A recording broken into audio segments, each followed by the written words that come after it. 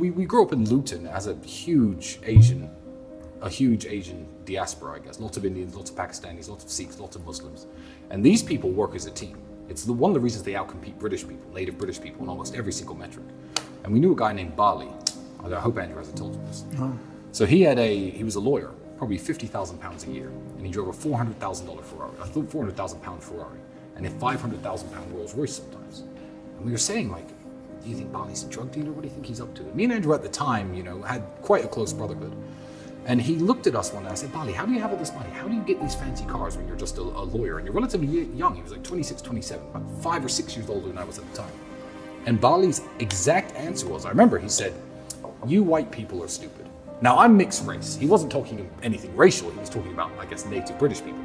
He says, you will have 5 sons, or your father may have 5 sons, which for someone in my culture, he was a Sikh, an Indian Sikh from Punjab. He said, that's a jackpot. And this Englishman's 5 sons will all move out of the family home. They'll pay 5 rents, probably to people like me. They'll take 5 different student debts out, go out 5 different career paths. They'll get 5 different mortgages, marry 5 different women, and never see each other again. You see, my father had 5 sons. Now, I'm a lawyer. My brother's a dentist. My father's an engineer. My other brother owns a construction company.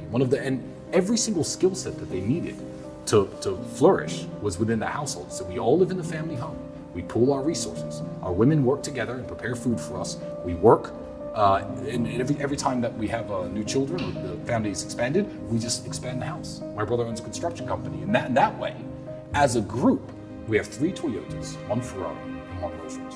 And we can all use them anytime we like. And that was what introduced me and Andrew, because we were flat broke at the time. We had nothing to share. To the idea of certainly, you know what, if we can buy a supercar together, one nice car, then we can just share that car. And now, thanks to his car addiction, we have, 40 plus, minus the 10 or 11 that have been temporarily seized by the Romanian government.